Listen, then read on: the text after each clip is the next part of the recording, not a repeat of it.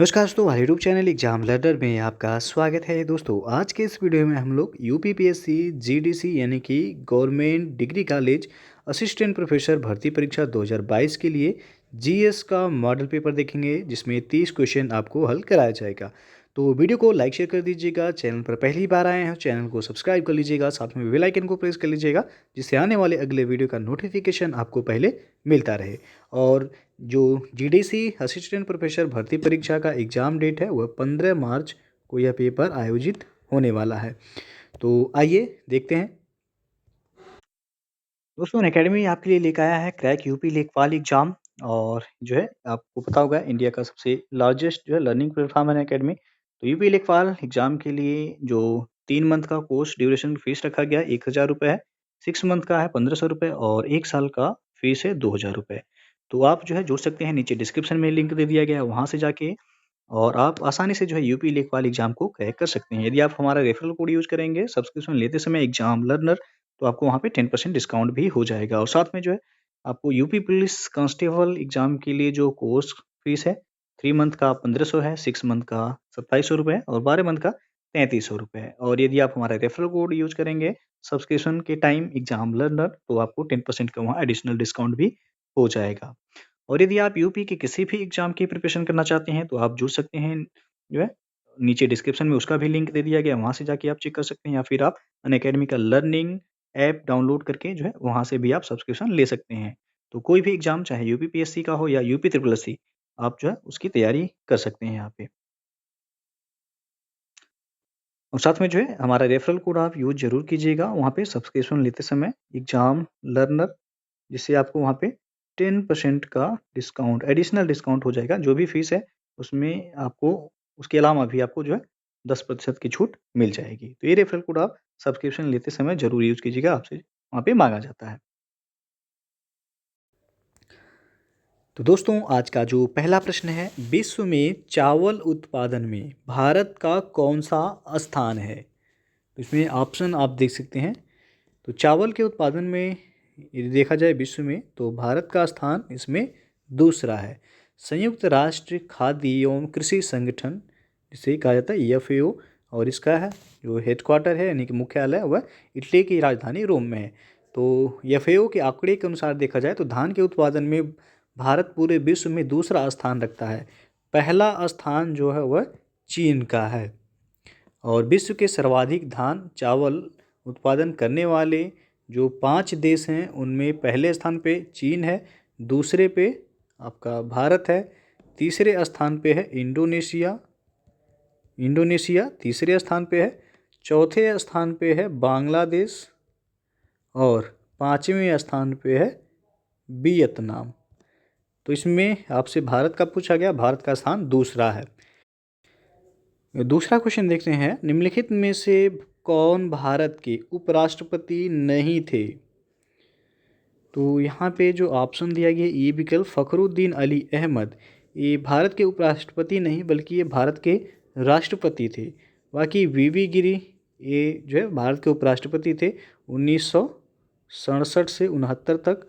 और doctor S Radhakrishnan ये भी भारत के उपराष्ट्रपति थे और ये 1952 से लेकर के 62 तक उपराष्ट्रपति रहे। डॉक्टर जाकिर हुसैन ये भी जो है उपराष्ट्रपति थे 1962 से लेकर के 1962 से 67 तक ये उपराष्ट्रपति थे। तो इसमें पूछा गया निम्नलिखित में से कौन भारत के उपराष्ट्रपति नहीं थे? तो फ़खरुद्दीन अली अहमद। तीसरा क्वेश्चन देखते हैं, कंप्यूटर में प्रयुक्त आईसी चिप्स के निर्माण में किस पदार्थ का प्रयोग किया जाता है? तो वह सिलिकॉन, सी विकल्प सही हो जाएगा। कंप्यूटर में प्रयुक्त आईसी चिप्स ये अर्धचालक यानी कि सेमीकंडक्टर सिलिकॉन के द्वारा ये बनी होती है, जिसका आविष्कार 1958 में जे.एस. किल्बी किसके द्वारा? तो जे.एस. किल्बी के द्वारा 1958 में इसका आविष्कार किया गया था। तो ये भी पूछा जाता है कौन से जो है सेमीकंडक्टर हैं? तो सिलिकॉन और जर्मेनियम दो ऐसे जो है तत्व हैं जो कि सेमीकंडक्टर में आते हैं। और यहाँ पे पूछा गया जो कंप्यूटर में प्रयुक्त होता है आईसी चिप्स, उसका निर्माण किस पदार्थ से होता है? तो सिलिकॉन के द्वारा।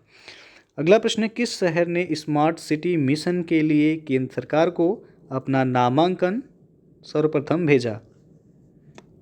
तो पांडिचेरी, बी विकल्प यहाँ पे सही हो जाएगा। स्मार्ट सिटी भारत सरकार द्वारा शहरी नवीकरण और पुनः संयोजन कार्यक्रम मिशन है जो नागरिक अनुकूलन व टिकाऊ बनाने हेतु विकास किया जाता है। जो प्रश्न में दिया गया है, स्मार्ट सिटी मिशन के तहत 100 शहरों की रैंकिंग में प्रथम शहर भुवनेश्वर का है और इस मिशन के लिए सर्वप्रथम पांडिचेरी ने अपना नामांकन भेजा है। पांचवा प्रश्न है, विटामिन सी का रासायनिक नाम है तो एस्कॉर्बिक अम्ल, डी विकल्प यहाँ पे सही हो जाएगा। छठवां प्रश्न देखते हैं, उत्तर प्रदेश राज्य में इलेक्ट्रॉनिक सिटी की स्थापना कहाँ की जा रही है? तो नोएडा में किया जा रहा है, बी विकल्प यहाँ पे सही हो जाएगा। और नोएडा में ही जो है नॉलेज पार्क और टॉय सिटी भी जो है बनाया गया है। अगला प्रश्न है, उत्तर प्रदेश राज्य में कौन सा जनपद तेल रिफाइनरीज के लिए प्रसिद्ध है? तो वह मथुरा, डी विकल्प यहाँ पे सही हो जाएगा। उत्तर प्रदेश राज्य में मथुरा जनपद यह तेल रिफाइनरीज के लिए प्रसिद्ध है। यहाँ पर इंडियन ऑयल कॉरपोरेशन लिमिटेड के द्वारा रिफाइनरीज की स्थापना की गई है। इसके अतिरिक्त मथुरा में केंद्रीय वाणिज्य अनुसंधान संस्थान भी स्थित है और मथुरा शहर अपने पेड़ा के लिए प्रसिद्ध है। अगला क्वेश्चन है, स्वतंत्र भारत के लिए संविधान का निर्माण करने वाली संविधान सभा का गठन किसकी सिफारिश पर किया गया था? तो किया गया था कैबिनेट मिशन की सिफारिश पे, ये ऑप्शन सही हो जाएगा। संविधान सभा का गठन 1946 में कैबिनेट मिशन की सिफारिश पर किया गया था। अगला क्वेश्चन है, सौरमंडल के विषय में सर्वप्रथम जानकारी किसने दी थी? तो निकोलस कॉपरनिकस ने, पी विकल्प यहाँ पे सही हो जाएगा। सौरमंडल के विषय में सबसे पहले जानकारी निकोलस कॉपरनिकस ने 1543 में दिया था। अगला क्वेश्चन देखते हैं, आधुनिकतम भारत के इतिहास में भारतीय शिक्षा का मैग्ना कार्टा किसे कहा जाता है?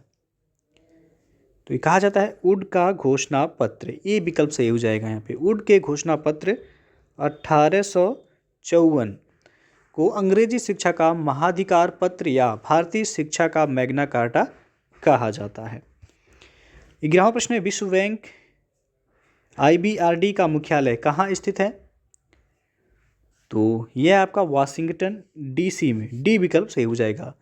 ब्रिटेन वुड्स सम्मेलन 1944 में लिए गए निर्णय के अनुसार स्थापित विश्व बैंक का मुख्यालय USA की राजधानी वाशिंगटन DC में बनाया गया है। 12वां प्रश्न है, भारत आया विदेशी यात्री मार्को पोलो कौन था? तो ये अन्वेषक यानी कि ये खोजी था। यहाँ पे सी ऑप्शन सही हो जाएगा। इटली के वेनिस शहर का मूल निवासी मार्को पोलो, तो ये भी क्वेश्चन पूछा था, मार्को पोलो किस देश का निवासी था? तो यह इटली का निवासी था और इटली के वेनिस शहर का यह निवासी था। तो जो कि ये दक्षिण भारत के विजयनगर साम्राज्य में 13वीं शताब्दी के उत्तरार्ध में आया था और इतिहास में इसे खोजी के रूप में यानी कि अन्वेषक के रूप में जाना जाता है। 13वां क्वेश्चन है, भारतीय संगीत का जनक किस वेद को माना जाता है? तो वह सामवेद, डी ऑप्शन सही होगा। यहाँ पे भारतीय संगीत की उत्पत्ति सामवेद से हुई मानी जाती है। ऋग्वेद, तो ऋग्वेद जो है अपौरुषेय और प्राचीनतम जो है ग्रंथ माना जाता है। अथर्ववेद को जो है जादू टोनों का वेद माना जाता है इसे। और एक क्वेश्चन पूछा जाता है, कौन सा जो वेद है वह गद्य और पद्य दोनों में है? तो यह यजुर्वेद है। अगला क्वेश्चन है, लेटराइट मिट्टी किस फसल के लिए सर्वाधिक उपयुक्त है? तो यहाँ पे ऑप्शन आप देख सकते हैं, बी ऑप्शन सही हो जाएगा, चाय। लेटराइट मिट्टी जिसे मखरेला या पहाड़ी मिट्टी भी कहा जाता है, यह चाय की खेती के लिए सर्वाधिक उपयुक्त मिट्टी होती है। और 15वां प्रश्न है, निम्नलिखित में कौन जीवाश्म ईंधन नहीं है?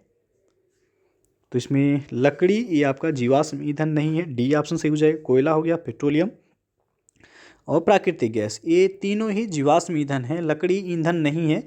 यद्यपि देखा जाए तो ईंधन के रूप में प्रायः गाँवों में इसकी प्रयोग की जाती है। तो जीवाश्म ईंधन नहीं है पूछा गया, लकड़ी यहाँ पे सही हो जाएगा। 16वां प्रश्न है, स्वतंत्र भारत के अंतिम गवर्नर जनरल कौन थे?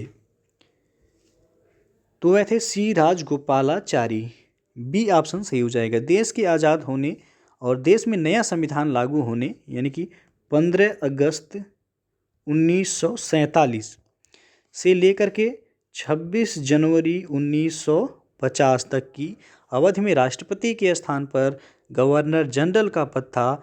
इस पद पर अंतिम गवर्नर जनरल के रूप में चक्रवर्ती राजगोपालाचारी यह जो अधिष्ठित थे। तो बी ऑप्शन यहाँ पे सही होगा।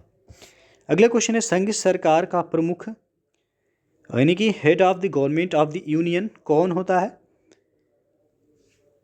तो वह है राष्ट्रपति। बी विकल्प यहाँ पे सही हो जाएगा। देश में संविधान सर्वोच्च है और संविधान के प्रावधानों के अनुसार राष्ट्रपति संघ सरकार अर्थात भारत की सरकार का प्रमुख होता है। 18वां क्वेश्चन है, चीनी यात्री फाहियान निम्नलिखित में से किसके शासन काल में भारत भ्रमण पर था? तो वह चंद्रगुप्त द्वितीय। और बी ऑप्शन यहाँ पे सही हो जाए। गुप्त काल की सामाजिक, सांस्कृतिक और राजनीतिक दशा का अपनी रचनाओं में वर्णन करने वाला चीनी यात्री फाहियान ये आपका 394 से लेकर के 414 ईसा पूर्व के बीच जो है भारत भ्रमण किया। इस दौरान उत्तर भारत में गुप्त साम्राज्य के सबसे प्रतापी राजा चंद्रगुप्त द्वितीय का शासन था। तो ये क्वेश्चन जो है हमेशा पूछा जाता है, याद रखिएगा। चीनी यात्री फाहियान किसके शासनकाल में भारत आया था? तो चंद्रगुप्त द्वितीय के। और हर्षवर्धन के शासनकाल में ह्वेनसांग जो है भारत भ्रमण पर आया था। 19वां प्रश्न है आपका, सिंधु घाटी सभ्यता की लिपि के विषय में क्या सत्य है? तो यहाँ पे आप देख सकते हैं डी ऑप्शन कि यह अपठनीय है। तो सिंधु घाटी सभ्यता, जिसे हम हड़प्पा सभ्यता भी कहते हैं, इसकी लिपि को अभी तक पढ़ा नहीं जा सका अर्थात यह अपठनीय है। तो डी ऑप्शन यहाँ पे सही हो जाएगा। 20वां क्वेश्चन है, सीएनजी अर्थात कंप्रेस्ड नेचुरल गैस का प्रयोग ईंधन के रूप में किसमें किया जाता है? तो ये किया जाता है मोटर वाहनों में। ए ऑप्शन यहाँ पे सही हो जाएगा। सीएनजी जो कि ये अपेक्षाकृत कम प्रदूषणकारी है, इसका प्रयोग ईंधन के रूप में मोटर वाहनों में किया जाता है। 21वां प्रश्न है, विद्यार्थी अध्यापक में किस गुण को सबसे अधिक पसंद करते हैं? तो आदर्शवादी दर्शन। ये ऑप्शन सही होगा। विद्यार्थी अध्यापक में आदर्शवादी दर्शन को सबसे अधिक पसंद करते हैं। तो ये ऑप्शन सही हो जाएगा। 22वां प्रश्न है, अध्यापक का प्रारंभिक कार्य है? तो प्रारंभिक कार्य है विद्यार्थियों के सर्वपक्षीय विकास में सहायता पहुंचाना। सी ऑप्शन सही हो जाएगा यहाँ पे। अगला क्वेश्चन है, यूजीसी द्वारा यूजीसी अधिनियम 1956 धारा 3 के अंतर्गत मानित विश्वविद्यालयों को यह आज्ञा नहीं है। तो इसमें ऑप्शन देख सकते हैं आप। तो जो आज्ञा नहीं है, यूजीसी की आज्ञा के बिना कैंपस के बाहर किसी भी जगह देश में या विदेशी में कैंपस खोलना। सी ऑप्शन सही हो जाएगा। यूजीसी यानी कि यूनिवर्सिटी ग्रांट कमीशन की अनुमति के बिना कैंपस के बाहर किसी भी जगह देश में अथवा विदेशों में कैंपस नहीं खोला जा सकता है। बाकी सभी सही हैं कि उच्च शिक्षा के कार्यक्रमों को चलाना और उनमें डिग्री प्रदान करना, किसी उच्च शिक्षा के संस्थान को संबद्ध करना और दूरस्थ शिक्षा परिषद की अनुमति के बिना दूरस्थ कार्यक्रमों को चलाना, बाकी सभी सही हैं। सी ऑप्शन सही नहीं है। 24वां क्वेश्चन है, 73वें संविधान संशोधन 1992 के द्वारा संविधान में कौन सी अनुसूची जोड़ी गई थी? तो यहाँ पे आप देख सकते हैं सी ऑप्शन सही हो जाएगी। 11वीं अनुसूची जोड़ी गई थी। 73वें संविधान संशोधन अधिनियम 1992 द्वारा संविधान में 11वीं अनुसूची जो कि पंचायती राज व्यवस्था से संबंधित है, इसको जोड़ी गई थी। तो ये क्वेश्चन भी पूछा था कि 11वीं अनुसूची या पंचायती राज व्यवस्था कौन सी अनुसूची से संबंधित है? तो 11वीं अनुसूची में है पंचायती राज व्यवस्था। 25वां प्रश्न है, संविधान का वह अनुच्छेद कौन सा है जो अस्पृश्यता के उन्मूलन का प्रावधान करता है? तो वह अनुच्छेद 17। सी विकल्प सही हो जाएगा। अनुच्छेद 14 जो दिया गया यह विधि के समक्ष समता का उपबंध करता है। अनुच्छेद 15 जो है यह कुछ जो है निश्चित आधारों पर विभेद का निषेध करता है। अनुच्छेद 17 यह अस्पृश्यता के उन्मूलन से संबंधित है और अनुच्छेद 18 उपाधियों के अंत से यह संबंधित है। तो ये चारों आप याद रखिएगा। अगला प्रश्न है, प्रातःकालीन शांति की भूमि द लैंड ऑफ मॉर्निंग काम किसे कहते हैं? तो है कोरिया। बी ऑप्शन सही हो जाएगा। कोरिया प्रायद्वीप को प्रातःकालीन शांति की भूमि कहते हैं क्योंकि यह 165 डिग्री पूर्वी देशांतर पर स्थित है। सूर्योदय का आदर्श समय प्रातः जो है 6 बजे है और सूर्योदय की पहली किरण वह जापान पहुंचती है। इसलिए जापान को उगते सूर्य का देश भी कहा जाता है, या उगते सूर्य की भूमि कहते हैं जापान को। और कोरिया में उस समय प्रातः के 5 बजे होते हैं और इस समय प्रायः परिवेश में शांति रहती है, इसीलिए कोरिया को प्रातःकालीन शांति की भूमि कहते हैं। नॉर्वे को कहा जाता है अर्धरात्रि के सूर्य की भूमि और ग्रेट ब्रिटेन को सायंकालीन शांति की भूमि कहते हैं। ये भौगोलिक उपनाम इनकी देशांतरीय स्थिति पर आधारित है। तो इतना याद रखिएगा, यहाँ पे प्रातःकालीन पूछा गया, शांति की भूमि किसे कहते हैं? तो कोरिया को। 27वां प्रश्न है, चिपको आंदोलन के नेता तथा प्रख्यात पर्यावरणवादी चंडी प्रसाद भट्ट को कौन सा पुरस्कार प्रदान किया गया है? तो इनको दिया गया है गांधी शांति पुरस्कार। बी विकल्प सही हो जाएगा यहाँ पे। चिपको आंदोलन के नेता और प्रख्यात गांधीवादी पर्यावरणविद एवं पर्यावरणवादी चंडी प्रसाद भट्ट को गांधी अंतर्राष्ट्रीय शांति पुरस्कार 2013 इनको प्रदान किया गया था। तो बी ऑप्शन आपका सही हो जाएगा। अगला जो प्रश्न है, किसे धरती का फेफड़ा यानी कि लंग्स ऑफ द अर्थ कहा जाता है? तो है अमेजन बेसिन। बी ऑप्शन सही हो जाएगा यहाँ पे। दक्षिण अमेरिका जो कि मुख्यतः देखा जाए तो ब्राज़ील में स्थित अमेजन बेसिन के वनों से विश्व की करीब 20% ऑक्सीजन उत्पादित होती है, इसलिए अमेजन बेसिन को धरती का फेफड़ा यानी कि लंग्स ऑफ द अर्थ कहा जाता है। अमेजन बेसिन ये आपका ब्राज़ील में है। अगला प्रश्न है आपका, भारतीय जनगणना के इतिहास में किस वर्ष को जनांकीय विभाजन का वर्ष कहा जाता है? काफ़ी इंपॉर्टेंट क्वेश्चन है, कई बार पूछा गया यूपीपीएससी के एग्जाम में यह। तो यहाँ पे जो सही हो जाएगा बी ऑप्शन 1921 को। 1911 में भारत की जनसंख्या करीब 252.09 मिलियन थी, जो कि घटकर यह 1921 में 251.32 मिलियन हो गई थी और 1931 में जनसंख्या पुनः बढ़कर 278.98 मिलियन हो गई। तो 1921 के पूर्व और पश्चात के दशकों में जनसंख्या में निरंतर वृद्धि हुई है, मात्र 1921 में जनसंख्या घटी है, इसलिए 1921 को जनांकीय विभाजन का वर्ष यानी कि the year of demographic division कहा जाता है। तो बी ऑप्शन सही हो जाएगा 1921, याद रखिएगा। अंतिम प्रश्न ये है, भारतीय पुनर्जागरण का जनक किसे कहा जाता है?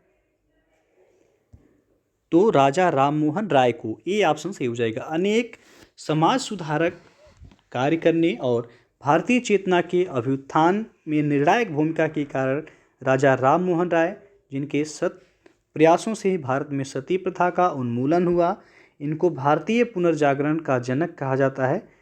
और आत्माराम पांडुरंग ने जो है प्रार्थना समाज की स्थापना की और स्वामी दयानंद सरस्वती ने आर्य समाज की स्थापना की। ये भी पूछा जाता है, आर्य समाज की स्थापना किसके द्वारा की गई थी? तो स्वामी दयानंद सरस्वती के द्वारा। प्रार्थना समाज की स्थापना आत्माराम पांडुरंग के द्वारा और स्वामी विवेकानंद के द्वारा किया गया था। रामकृष्ण मिशन की स्थापना किया गया था। तो ये भी जो है आप याद रख सकते हैं। और राजा राममोहन राय को राजा की उपाधि किसके द्वारा दी गई थी? कई बार पूछा गया है। तो अकबर द्वितीय के द्वारा राजा की उपाधि दी गई थी राजा राममोहन राय को। तो दोस्तों ये था आपका आज के जो जीएस का पार्ट है, जो कि आपके जीडीसी यानी कि राजकीय डिग्री कॉलेज असिस्टेंट प्रोफेसर भर्ती परीक्षा के लिए काफ़ी महत्वपूर्ण है। 15 मार्च 2022 को इसका पेपर होने वाला है। तो वीडियो यदि अच्छा लगा हो लाइक शेयर कर दीजिएगा, चैनल को सब्सक्राइब नहीं किए हैं चैनल को सब्सक्राइब कर लीजिएगा, साथ में बेल आइकन को प्रेस कर लीजिएगा जिससे आने वाले अगले वीडियो का नोटिफिकेशन आपको पहले मिलता रहे। तो वीडियो को पूरा देखने के लिए बहुत बहुत धन्यवाद।